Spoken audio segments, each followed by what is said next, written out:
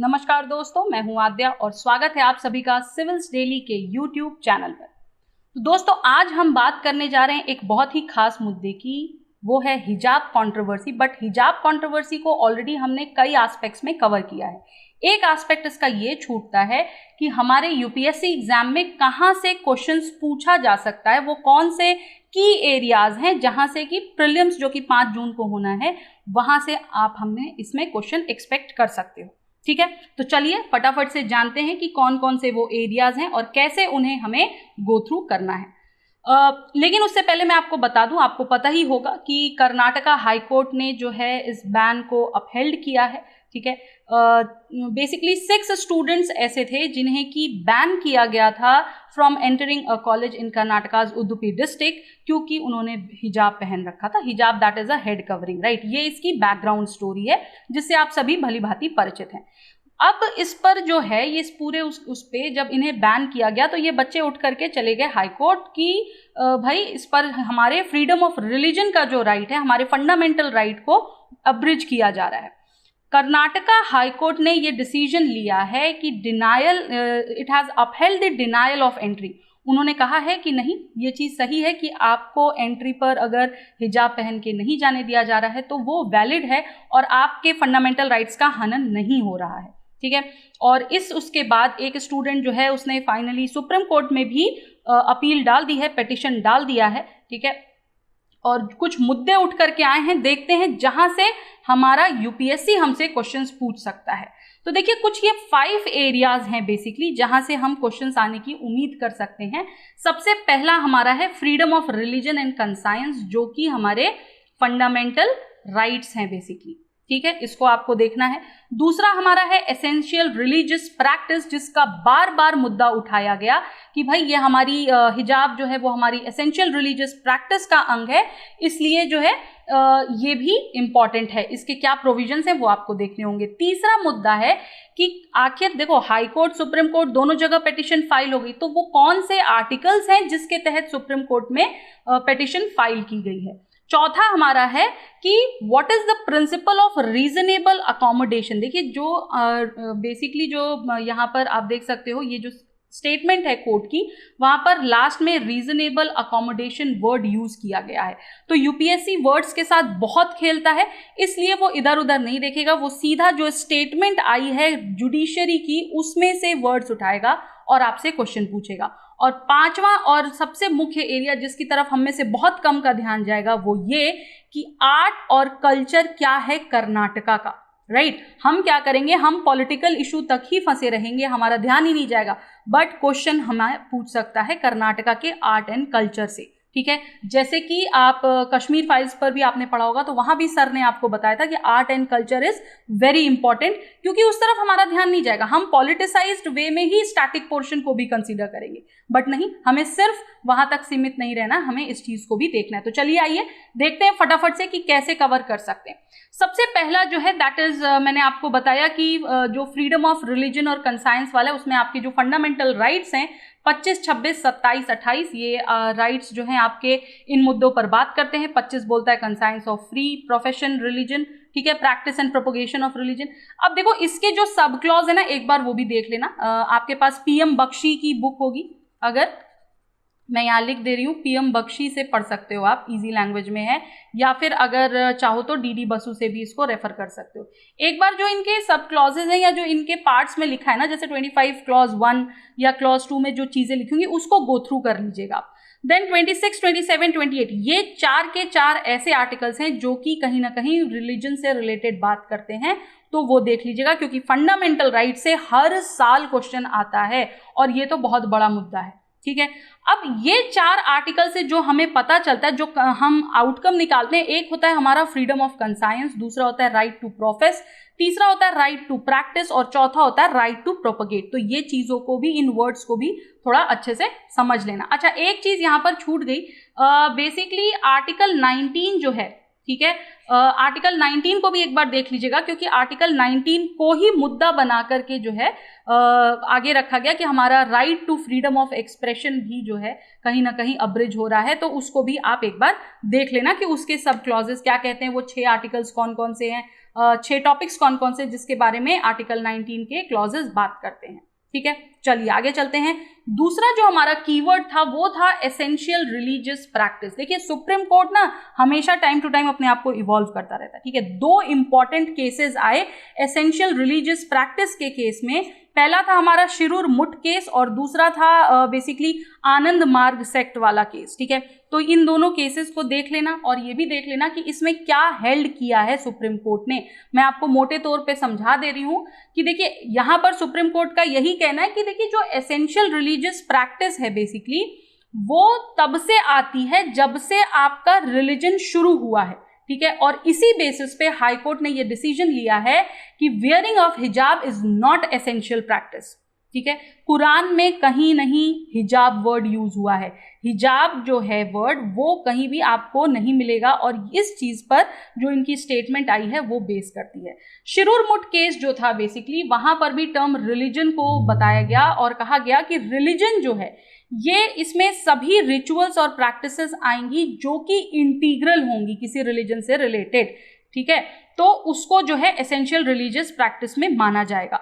और इसके साथ साथ जो है एसेंशियल रिलीजियस प्रैक्टिस का टेस्ट को भी देखा गया। स्कॉलर्स ने भी अग्री की है इस चीज पर, तो इसको प्लीज ध्यान से देख लेना। एक शिरूर मुठ केस और दूसरा है हमारा आनंद मार्ग सेक्ट, जहां पर यह बोला गया कि no fundamental right to perform tandav dance in public streets.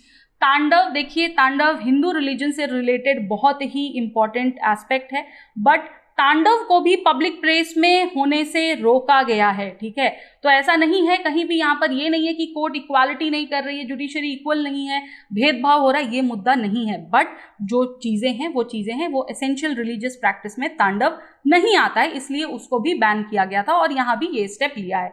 तो ये दोनों केस बहुत ध्यान से देख लीजिएगा। अच्छा, कुछ और भी केसेस हैं, जैसे शबरीमाला केस है, उसको भी एक बार देख लेना। ठीक है, कोर्ट ने जो है बहुत ज़्यादा इलेबोरेटिवली बताया इस पे और उन्होंने कहा भी है कि हिजाब पहनना इस्लाम का अनिवार्य हिस्सा नहीं है, लेकिन अगर स्टूडेंट स्कूल में जा रहा है तो उसे जो स्कूल यूनिफॉर्म का ड्रेस कोड है वो फॉलो करना होगा।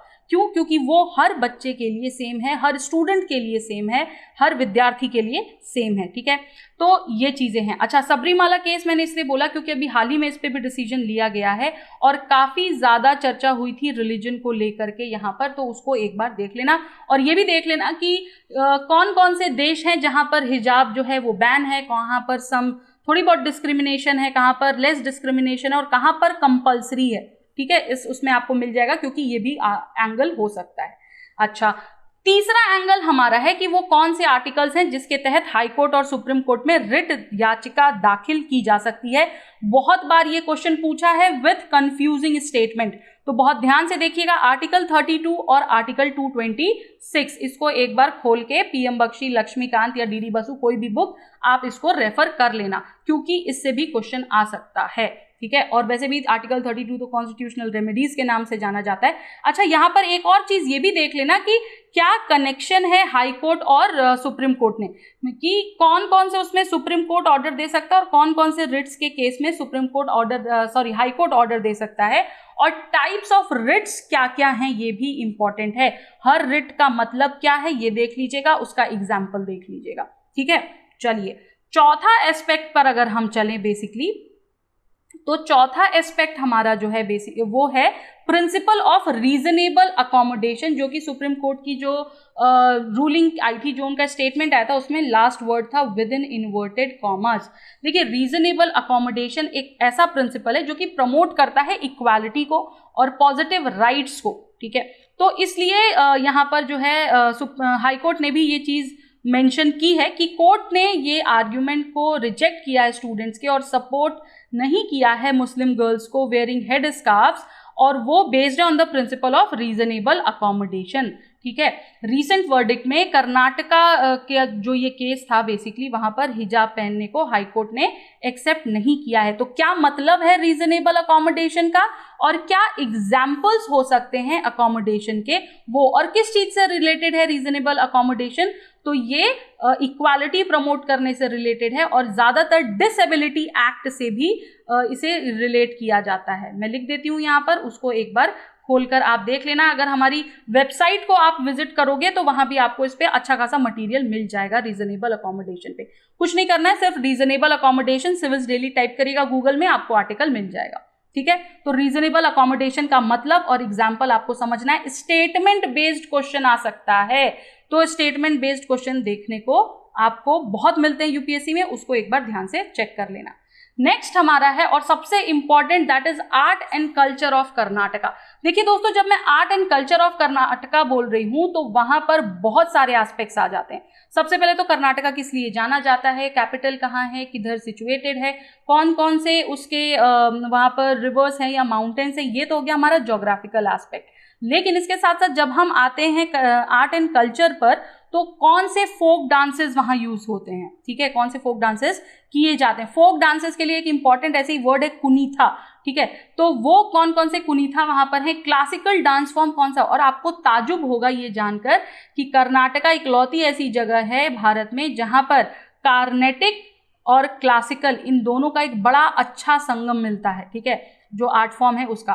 देन फेस्टिवल्स बहुत ज्यादा इंपॉर्टेंट हैं, तो फेस्टिवल्स देख लेना कौन कौन से फेस्टिवल्स यहाँ पर मनाए जाते हैं, फेस्टिवल से अक्सर क्वेश्चन पूछता है, ठीक है। और डांस फॉर्म जब आप देखोगे तो डांस फॉर्म में मुद्राएं जरूर देख लेना और ये जरूर देख लेना कि किस लिए उसे किस फेस्टिवल पर किस लिए परफॉर्म किया जा रहा है। ड्रेसिंग देख लीजिएगा क्या क्या मुख्य चीजें, जैसे मैसूर सिल्क तो फेमस है ही, उसके अलावा वहां पर जो यंग लड़कियां वो लंगा दवानी पहनती हैं, मेन जो हैं वो पाछे पहनते हैं, तो इसका क्या मतलब होता है ये सारी चीजें देख लेना। और एक बहुत फेमस पर्सनालिटी थी शकुंतला देवी, उनके बारे में भी थोड़ी सी जानकारी ले लीजिएगा। उसके बाद इसमें थोड़ा सा जो एस्पेक्ट है आपका लार्जेस्ट एक्सपोर्टर किस चीज का है कर्नाटका, वो देख लेना। आप में से काफी को पता होगा, जिनको नहीं पता है भाई आप देख लीजिएगा। और प्लेसेस कौन कौन सी, हिस्टोरिकल प्लेसेस कौन कौन सी इंपॉर्टेंट है, and last but not the least rulers कौन कौन से आए जिन्होंने कर्नाटका पे रूल किया। देखिए मौर्यन डायनेस्टी से लेकर सतवाहना, चालुक्यास, राष्ट्रकूटास, तमाम डायनेस्टीज के रूलर्स ने यहाँ पर रूलिंग की है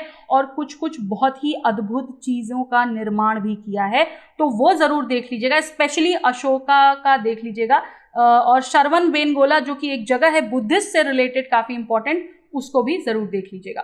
तो दोस्तों ये थी कुछ इंपॉर्टेंट चीजें कर्नाटका के आर्ट एंड कल्चर से रिलेटेड, ठीक है, इनको प्लीज गो थ्रू कर लेना और समझ लेना, क्योंकि क्वेश्चन स्टैटिक पोर्शन से जरूर आएगा कर्नाटका के, चाहे वो कहीं से भी उठा के पूछ दे, कोई भी चीज पूछ दे, तो चाहे म्यूजिक हो, डांस हो, ड्रेसिंग हो, क्विजीन हो, क्या खाते हैं, क्या पीते हैं, कैसे रहते हैं, घरों का स्ट्रक्चर कैसा होता है, एटमॉस्फेयर कैसा है, यूनिवर्सिटीज कौन कौन सी हैं, ये चीजें जरूर देख लीजिएगा, ठीक है। तो ये थे आज के जो इंपॉर्टेंट की एरियाज मैंने आपको बताए हिजाब इशू से रिलेटेड। हिजाब इशू पर अगर आपको कुछ और जानकारी चाहिए तो हमारा बर्निंग इशू जा चुका है, हमारे तमाम करंट अफेयर के लेक्चर्स जा चुके हैं, जो भी इंपॉर्टेंट चीजें उठकर आई हिजाब कंट्रोवर्सी से, उससे अब आगे आने वाले टाइम में सिंस इसको सुप्रीम कोर्ट में दाखिल किया गया है, याचिका दाखिल की गई है, तो देखने को मिलेगा उसके क्या डेवलपमेंट्स होते हैं।